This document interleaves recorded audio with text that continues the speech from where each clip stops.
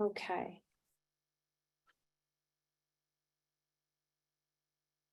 All right, so I think we can get started then. So I'll introduce myself and the other members of the LGO program office staff team here. But I'm the LGO Associate Director of the Student Experience and Alumni Affairs. So I work closely with the LGO students across the 2 years of their program and also with our alumni body. So a nice long-term relationship with the greater LGO alum community here. Maybe before I begin our slides, I'll allow the other folks from our office to introduce ourselves. I'll be presenting with Ted Equi today, and then the two student panelists, Leah and Jenny. I'll do a short introduction. We'll come back around to some Q&A with you a little bit later. And Josh, if maybe you want to introduce yourself as well briefly, that would be. Sure. Thank you, Patty. So hey, everyone, Josh Jacobs. I'm the program co-director. So my normal job is helping program overall direction, and with Patty working with the alumni. I also am responsible for engaging with our industry partners. That's the group that is going to offer you all internships if you join the program. Currently, I'm also temporarily in charge of admissions and marketing. So as you all go through this summer, the process of thinking about applying, I'll be eager to help you out with that. Hi, everyone. I'm Ted Equi. I'm the Director of Academics, Internships, and Research, working with team with Patty, working on the advising for the academics and research, and engage with the engineering departments. Leah and Jenny, do you mind doing a quick introduction? Definitely. Hi, everyone. My name is Leah. I'm an LGO 24, so I'm currently on my internship. So you can see an office behind me. I am in the electrical engineering and computer science department. And prior to MIT, I was a medical device R&D engineer.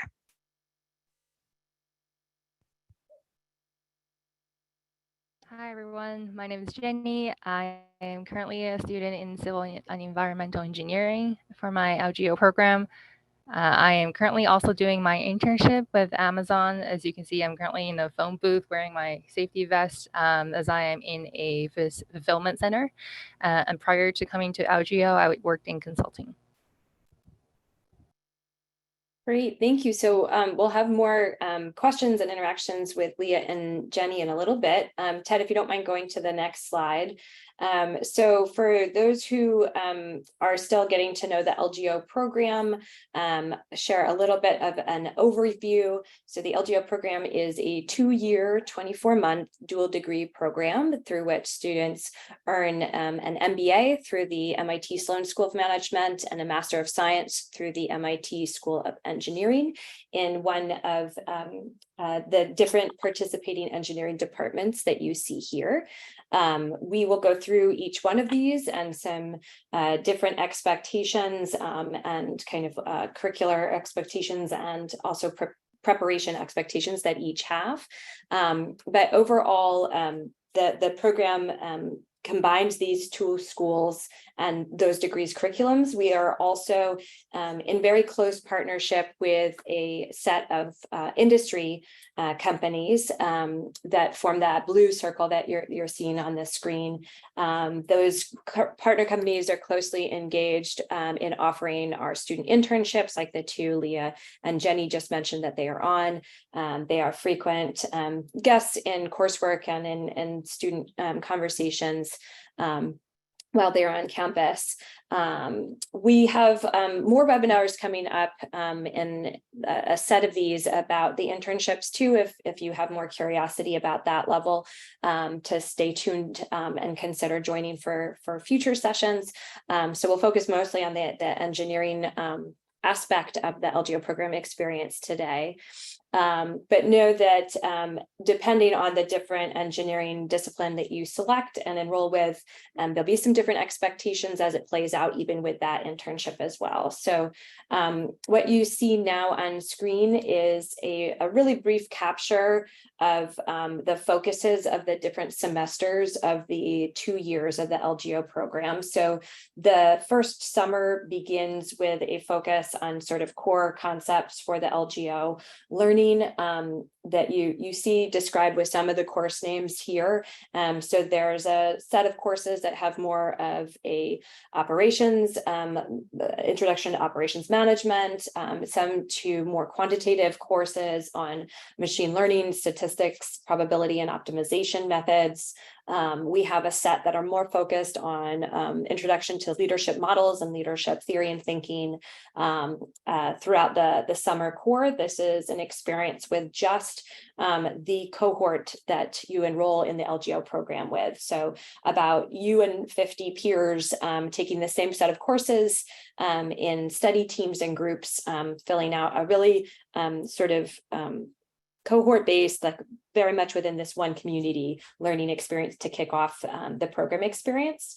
The first fall of the program is when LGO students really integrate with the MBA, greater MBA program and their engineering counterparts. So the semester involves completion of the 1 semester MBA core curriculum. So you also see the set of courses that are required for that curriculum here, focus on economics, communications, organizational processes, and accounting.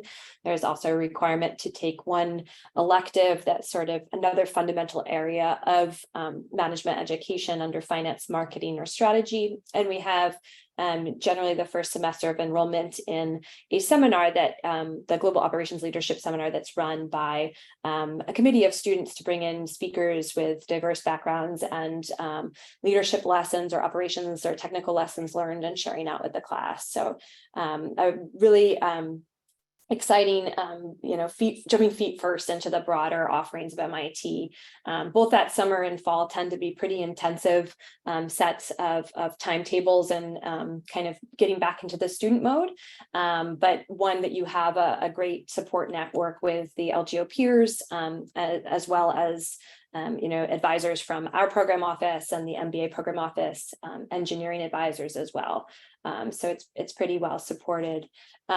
We have an annual first year requirement we call the domestic plant track in the first January of your program, in which students travel around the domestic US to visit partner sites and see very hands-on learning of operations and manufacturing challenges or opportunities as a cohort together. Then there's a set of either courses or beginning of the internship period in the first spring. The second summer is on internship with your assigned or matched project and a partner company. The second fall of the program, students are either back on campus for further elective if they've completed their 2 semester requirement for their internship, or on the second semester of that. The second January of the program is more independent and flexible, although it generally involves some work on the thesis, which is written based on the internship project. So still a little more flexible, but working towards an ultimate goal of that thesis project. And then the final spring is generally completion of the elective work and kind of a capstone experience, again, with your cohort that you come in with in a leadership class as well. So we have that's sort of a really broad overview of the multiple semesters and 24 months of the program. I don't know if we want to take a moment. I have a couple questions if maybe Jenny and Leah want to chime in with some answers. If any favorite memories from the LGO Summer Core is a really kind of significant experience in beginning the program, or if you have any comments about like transitioning into being a student mode too.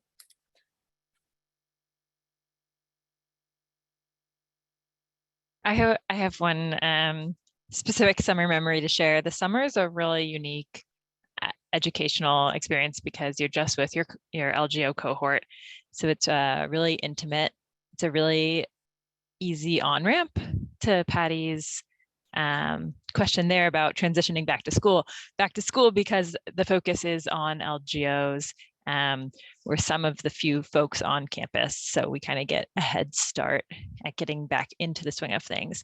One of the examples I wanted to share, so you're in summer teams. I was team 5, you become very proud of your team.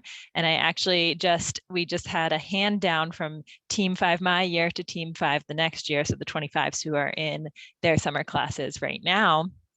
And we were giving them some big high-level guidance and also some specific guidance. And it was fun to look back on our summer and share a picture of our summer team. There's a case in the intro to operations class called National Cranberry. And that's one of the, ones that takes the most amount of time and people get all stressed out about. So we gave them the advice, our advice on National Cranberry, and sent them a picture of our team who had just visited a cranberry bog together when we were doing a little offsite as a team. So to tell that story, to share, kind of a little bit of the mix of intense academics and also the experience you get with your team and your cohort, and the closeness between classes, where we kind of pass down information and knowledge and fun. Awesome, thanks. Jenny, I don't know if you had anything you wanted to add there. Go ahead. Yeah, I think it's similar. I think my favorite memory are two. One is when we all dressed up as one of our professors at the end of the summer. So much fun. And second is when in optimization class, our team coded a software to play code names, and we actually played against Leah's team. We have this friendly rivalry going on. So it's super fun. And the amount of time you spend with your core team throughout the summer is really, really fulfilling, because you make great friendships through doing hard work together, and those friendships last for a lifetime.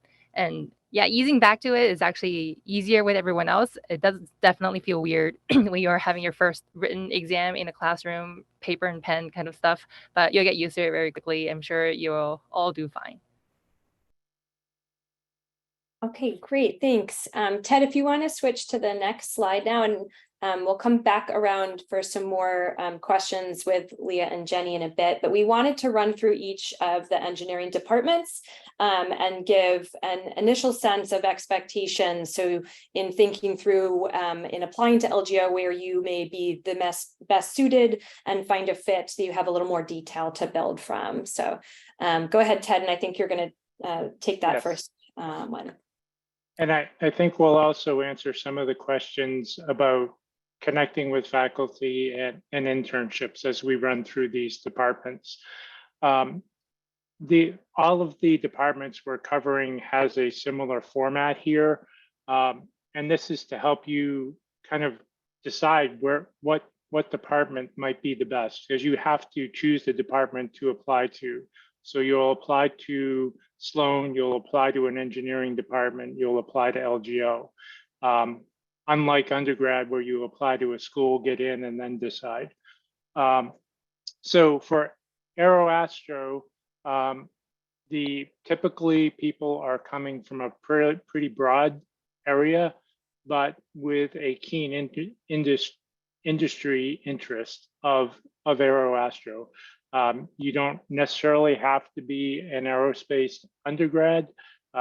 You could be in mechanical engineering. The department is fairly small. It has a broad range of applications, whether it be satellites, whether it be robotics, autonomy, and even some in the renewable energy space. However, they do look for alignment with a faculty's interest. This particular department will admit you and have a faculty advisor assigned at time of the admissions. So that's when you're doing your application, you should investigate the department and evaluate what area you might be interested in and why you would want to apply to AeroAstro. There's a essay, why LGO, and that's where you really paint the picture of which engineering department, because that's different than a standard MBA. The other thing about the application is this department looks for a recommendation from an academic engagement, a faculty advisor that you had as an undergrad, somebody that you had done research with, because they're looking for alignment with that. The research areas are fairly broad. The robotics, human system collaboration, complex system design, almost any aero, whether it be space launch, satellite, airline design. They're working on some of the propulsion, advanced propulsion. So the class requirements, this is fairly flexible within this department. Your faculty advisor will be the person that will guide you and approve those engineering classes. Because the department is aligned with a faculty advisor, we have what we refer to as closed market. When we say closed market, it means that there will be a set of projects available to the AeroAstro students only. And Leah and Jenny wouldn't be able to apply to them. It doesn't mean that you can't apply to an open market that has the right content, but we want to ensure that there are enough projects that are aligned with the faculty interests. So you'll see as we go through the departments, this term open and closed market. And it refers to which students can interview and apply for a closed market, and all students can apply for open market if it has the right engineering content. So I'm just trying to look at the questions. I'll move on to the next one. Chime in with a, there's a question here about only happening in round 2. There is only going to be one round of applications for LGO this year. There is not a round 1, round 2. You'll see on the last slide that will be November 8th is the application deadline. Josh, is that correct? I think I remember that date. November 8th, that's the one round deadline this year. And that is a change from last year, which would have been different from if you were watching the YouTube. Chemical engineering. This is a mainly has been in the pharma industry, but also in energy. It depends on the student's interest, and we have a number of pharma partners. We also have some energy partners with Nextera, National Grid. This is a department that admits you, but your faculty advisor is determined after an internship is defined. The post-career, and this is fairly broad, goes into pharma, biotech, energy, some into consultants. It's a very highly computational discipline at MIT, also healthcare. And the background, one of the things is highlighted there is strong computational background because of the coursework and the type of analysis that's done in the engineering courses as well as on your research. Interest in biotech, you can also have interest in and energy. So we've it's not exclusive. It's just the majority of our students who have come through have had the interest in the bio area. There are core class requirements, and 100% of the classes that are taken for Chemi are to be part of your chemical engineering. So you need to take all course 10, and I didn't mention this on the first slide. All of the courses at MIT, it's very numeric centric. So AeroAstro is course 16, chemical engineering is course 10. So these are core class requirements that you have to take in addition to others. You can take other engineering classes, but they would count towards your MBA.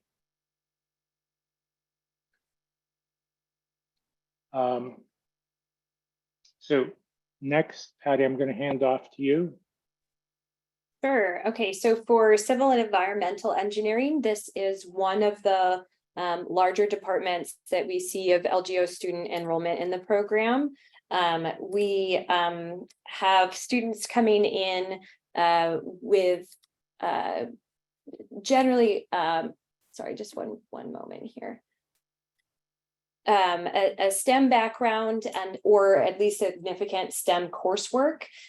This department really likes to see that students' research that they describe within the application closely aligns with MIT civil and environmental engineering research areas. So it is well worth researching beyond the general kind of categories of research areas on this slide, even more what faculty are researching, how you might align with that.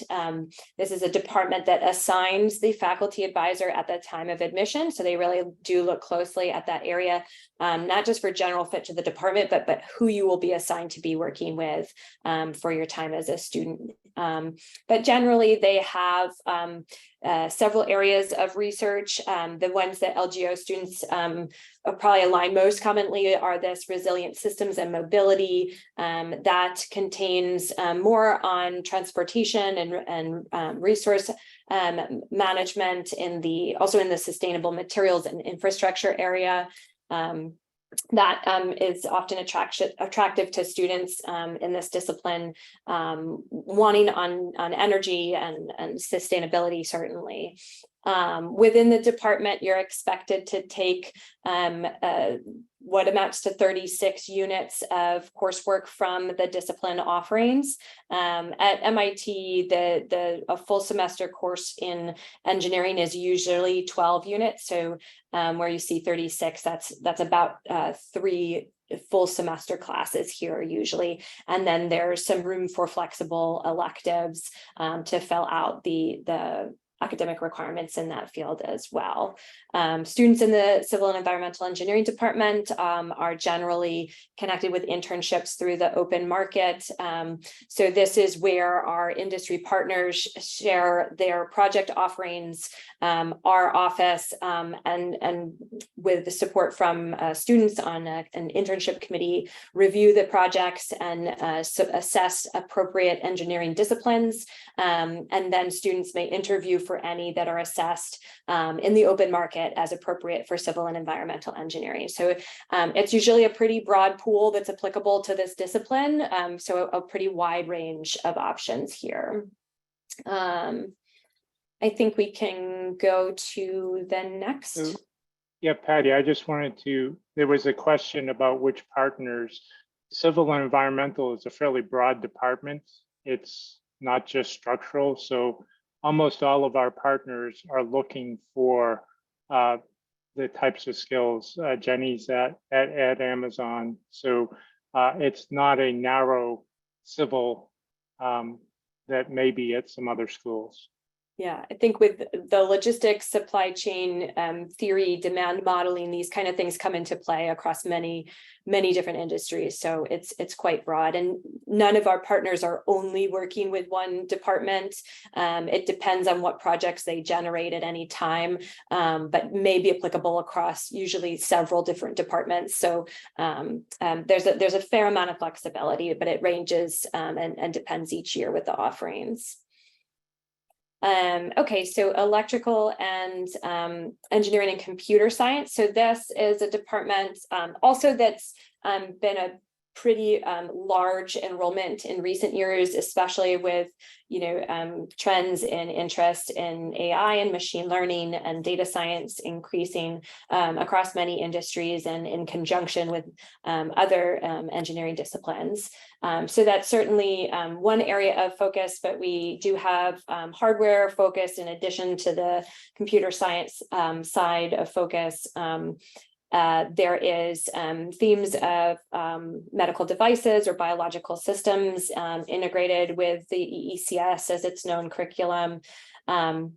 This is a department that students work with a faculty advisor on course selection and advising and approvals on courses, and then dependent on their internships may be paired with different faculty that are more closely related to the internship content that they are matched with. So there is not, unlike some of the disciplines that we discussed, where you're paired with an advisor at the time of admissions who you'll work with through your internship and thesis. This is an area where on the internship and thesis side, you may find different faculty once you enroll in classes, or once you learn of that internship content, find an appropriate fit faculty to work in.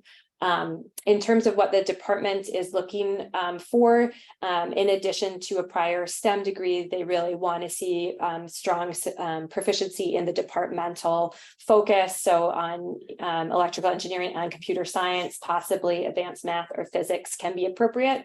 They also want to look and see applicants who are really having their research interests aligned with EECS's areas as well. So the more you can do research on the department and they're thinking, it's a very large department at MIT, so there's a lot to dive into and potentially see a connection and match to, but I think really enhances what you may find once you arrive and make sure that it's a good fit. So encourage that all around. I think, okay, mechanical engineering is the next of the rather large departments. Probably historically, this is over LGO's 35-year program existence, the largest department historically. It has a lot of focus in the product development, manufacturing, as well as automation and instrumentation. There have been significant more interest in this field in biomedical engineering or medical devices, and even like tissue interaction. So, and also some developments in sustainable energy systems, energy generation that ties to this curriculum. So it can be meet a lot of different interests within the overall discipline here. This department wants to ensure with students coming into it that again, they're really prepared for graduate level work in mechanical engineering. So they expect to see proficiency in the fundamental areas that one would complete in a mechanical engineering undergraduate program. Usually applicants have that as a prior degree or have at least 3 of those prerequisites that are listed on screen here. So there are some other disciplines that have a tendency to include those, but that's something that they do look strongly for in prior experience for MECI grads. These, once you're here as a student, the coursework, like others, has a significant focus on taking courses from the discipline. So it's 3 graduate courses from MECI plus an additional graduate level engineering course to complete the course requirements. And like the civil and the EECS students also are in that open market internship program where they can interview for any project assessed to be appropriate for the discipline. within their interests, and maybe matched across the different partner offerings. I think this also tends to be a pretty large, given the number of students and relevancy of the work, there tends to be a fair number of options across the partner opportunities. I think hand it back to Ted now. Yep, and just a quick comment. I've seen some questions about reaching out to faculty or doing some research. We don't suggest reaching out to faculty. There are each department has a fairly extensive website in terms of what their graduate program is. It's focused more on the PhD, but it allows you to see what the faculty are doing research in, what type of classes are being there.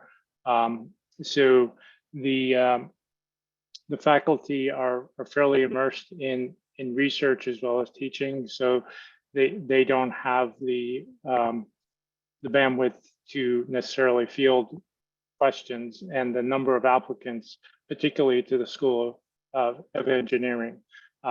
This is a much more focused program, but the number of applicants is in the thousands for the School of Engineering across all of the engineering disciplines. So we don't want you to be frustrated that you reach out to a faculty and they don't respond. So nuclear science and engineering, this is our newest department. We have actually graduated our first set of nuclear science and engineering students. And the focus here is in energy. It's not necessarily straight nuclear. It could be materials. It can also be in the science and technology and policy areas. We had one of the students look at hydrogen as an alternative source for transportation, and where it played into is that's really in the energy policy, but also nuclear is a potential technology to generate hydrogen at a zero carbon footprint and lower cost. So this has a specialization. The background is any STEM, whether it be physics, math, electrical. They don't require a nuclear undergrad. It's a fairly small department, so there are one or two students. We've had 2 students every year within the nuclear department. There is an advisor assigned at the time of your admissions, but also those advisors can shift depending on the internship project. And again, this is a closed market department, mainly to make sure that we get a project. An example of a project that's continued for a couple of years is Caterpillar was looking at using nuclear batteries to power remote mining sites and looking at the economics of that. And so one of the students who did his internship there is actually continued on in the energy division of Caterpillar. And we have a follow-up this year of a student that's continuing that project. And that's another thread that you'll see where sometimes companies have projects that go over multiple years, and students from subsequent years are engaged in those research. Operations Research Center. So this is not a department. There is no course number associated with it. It is a center that has a collection of both Sloan faculty as well as engineering faculty from across ECS, AeroAstro, IDS. It reports into the College of Computing along with ECS. The curriculum has additional coursework required beyond the other departments. So you'll need to take I think 7 total engineering classes, with one of the summer classes counting towards that. What they're looking for is someone that has extensive advanced math knowledge, algorithm development, not using the tools, but really developing and digging in. And the internships and research are really about taking and applying some of those advanced concepts in the industry.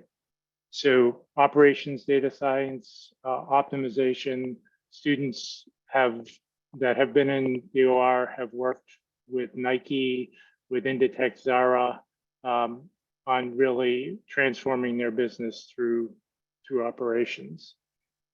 Target also has had OR students, and we have 1 or 2 students per year in operations research, and they have open market internships. There's high demand for the students with these skills from our partners, because a lot of the partners are going through that whole digital transformation within their operations. All right, thanks, Ted. So I'm hoping we can have a little bit more conversations with Leah and Jenny. I have several questions that I have to ask you. So let's get started, and if folks have some from the Q&A, can incorporate those as well. But Jenny and Leah, would you mind commenting on how you decided on which engineering department to apply to within your background and your interests?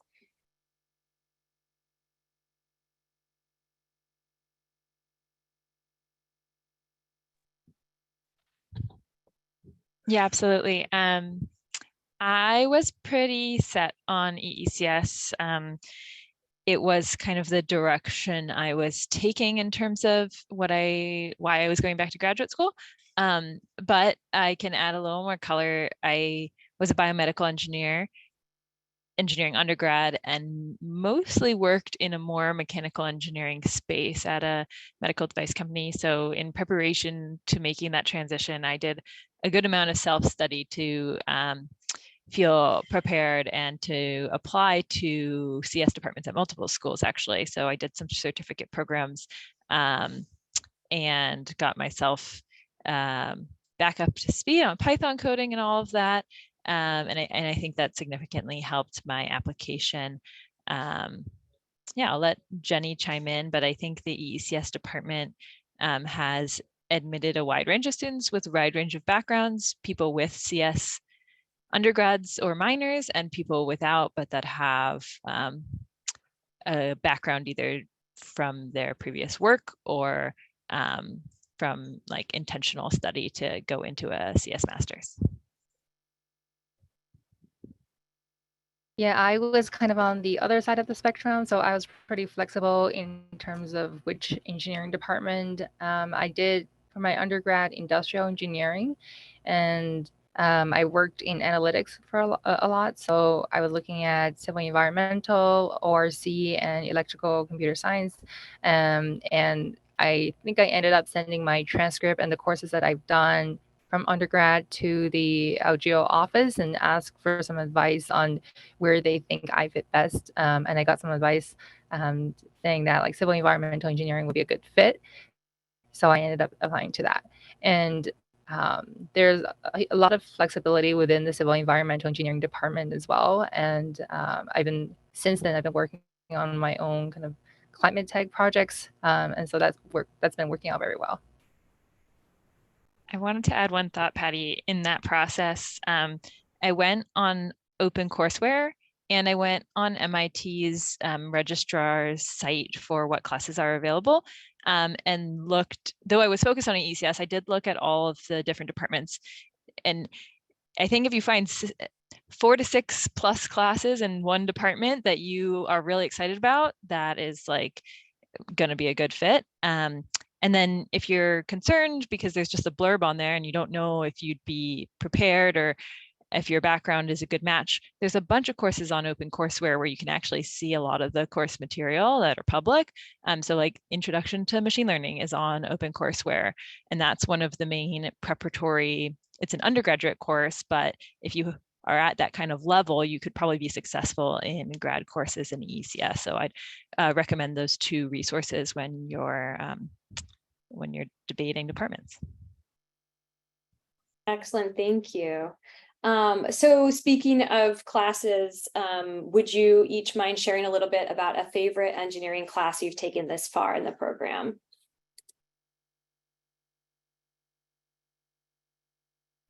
I can start. So one of the classes I took in my MBA course semester, I took 2 engineering classes within the civil environmental engineering department. One of those was called Global Change Science. It was around the basic natural sciences around climate change and the air that we breathe and how that interacts with the ocean and everything else.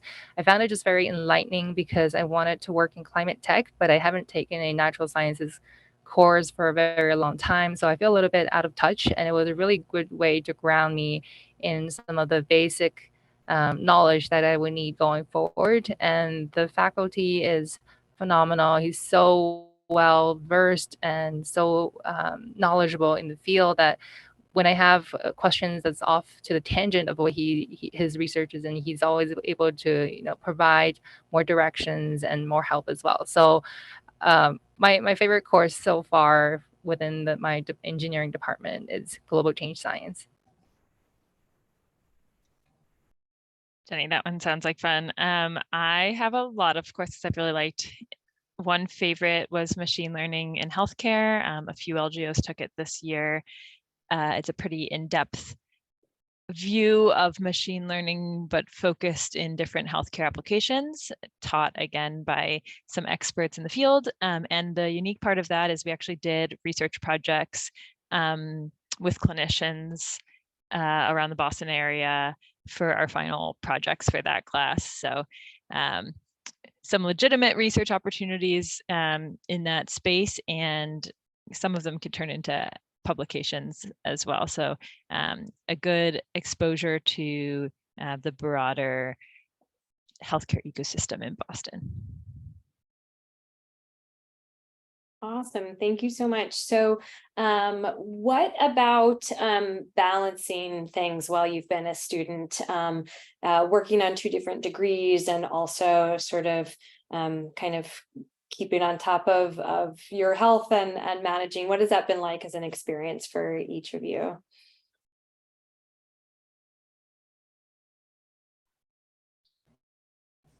I think I would start by saying it's manageable and possible, and many cohorts of LGOs have done it and came out unscarred, so you'll be fine. But that is to say it's not without sacrifices, because you do have limited time and energy. And so I do find myself picking kind of which socials, which events I go to. I know some MBAs tend to attend, the majority or a lot of those, and I made the conscious choice that I want to focus on some of the other things in my coursework.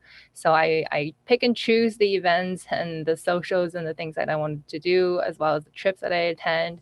But I don't think that's necessarily a bad thing. You kind of just force yourself to focus better and really make that choice of where you want to spend your time.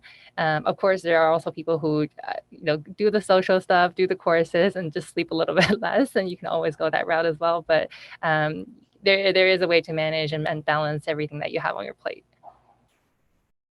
Yeah, I'll echo everything Jenny said. I think one of the big strengths of LGOs, it really is a choose your own adventure. So you can kind of, figure out what you want and prioritize. You definitely have to prioritize, like Jenny said. But another big benefit is this 50-person group. We all have a WhatsApp chat that's super active, and we're all helping each other with those types of things. Also, in terms of balancing coursework, the summer is all based in teams, and the MBA core is also team-based, which is somewhat unique across MBAs. So that can lighten the load a little bit, where particularly if you have a busy engineering week, you can let your MBA core team know, and you can kind of balance your needs out that way. So that's a unique way to find balance.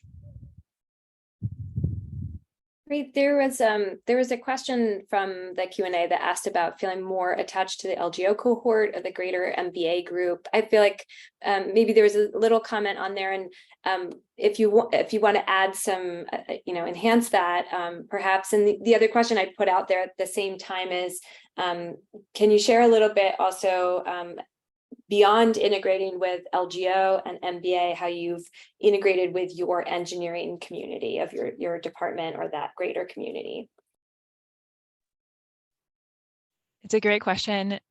You start off with LGO, and it's a great size to kind of keep everyone very close. So I think people often gravitate toward the LGO group. I had an LGO alum mentor, actually, thank you, Patty, for setting that up. She manages that process, who kind of told me ahead of time to actively, make intentional decisions to integrate into my Sloan community and my engineering community. So I have been doing that, but it has to be a little more of an active thing because the LGO group is just there and strong.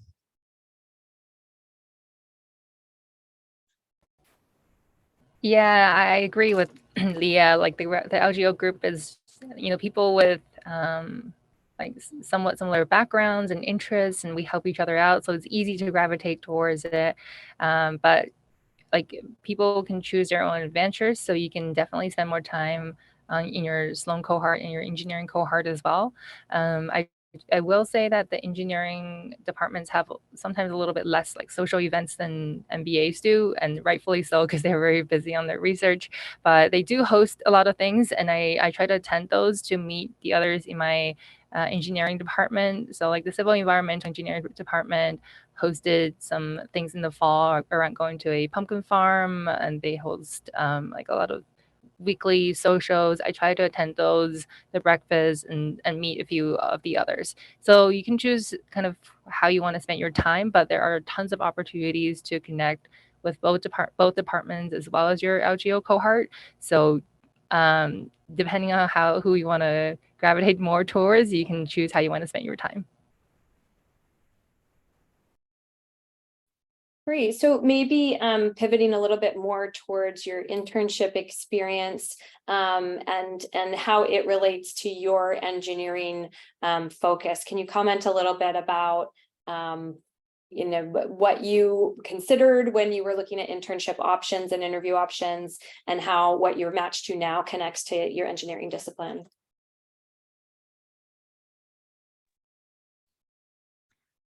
I can go first. My internship is a really good fit with my engineering interests and my background. There were only a handful that were the really good fit, but so I'm really glad that worked out.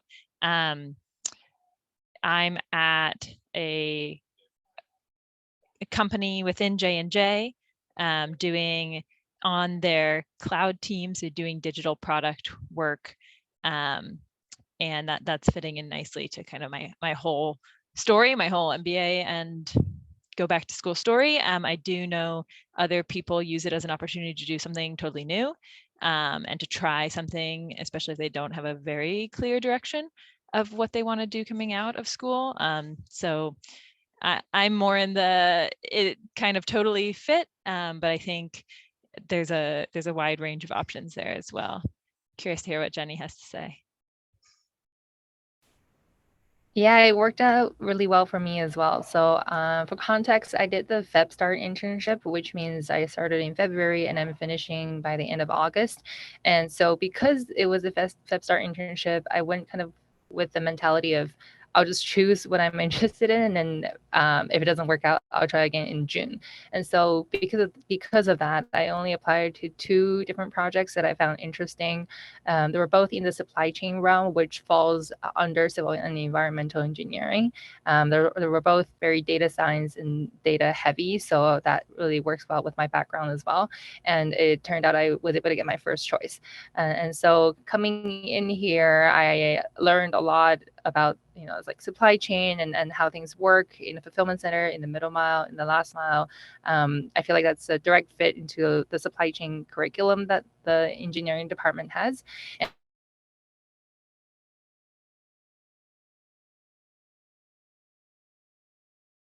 Looks like she froze. It's really good to see how those are practiced. So it worked out for me as well.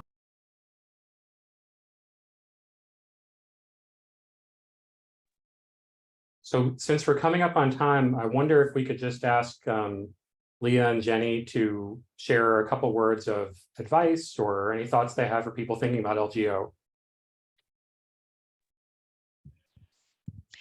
Advice, I would say to definitely apply. If you are concerned that your background isn't the right fit, it probably is. There's a wide range of students with a wide range of backgrounds in LGO. But definitely this group of folks in the program office and current students are happy to talk further about specific concerns. But number one, I'd say apply. In terms of, let's see, yeah, I think I'll leave that as my advice since we have 1 minute. Jenny, any advice? Yeah, definitely apply. And I would say LGO is a very unique experience. Initially, I thought it was like unique because it was the engineering and MBA together. But later on, I think the true unique part is the cohort, and not just your cohort of 50 people when you're here, but also the history of different cohorts going back to, many years from now. And the way you can reach out to any alumni and they'll respond to you, very quickly, because you're in LGO, I think it's so amazing. And so this is a great cohort. It's a great experience. I would encourage you to apply and don't be discouraged by any of the numbers or stats. Try it out for yourself and seek for help when you need it. We're all here to help you. And this is kind of a great community that you can be a part of if you're interested in this area. Yeah, I agree. Oh, sorry, Ted. I was just going to say, if you're questioning which department to apply, reach out to LGO at MIT, and we'll set up time with somebody on staff to talk through and look at your background. So don't feel like you need to make a decision in a vacuum. We're happy to talk to people that are interested in applying and help guide those decisions, because each person, there isn't a general answer. Each person has a unique story. So I think Leah and I we connected prior to her even applying, and it was helpful for me to get to know Leah better. But I think that's something I would suggest if you're trying to decide between the various engineering departments. Definitely. That was a really helpful conversation, Ted. And to double down on what Jenny said, I think it's a really inspiring place. I remember showing up and just being overwhelmed by how inspired I was by my classmates. And the LGO cohort is like super unique within engineering, super unique within MBA. It's all people who have a plan and really want to make an impact on the world. So I will double down on my recommendation to apply.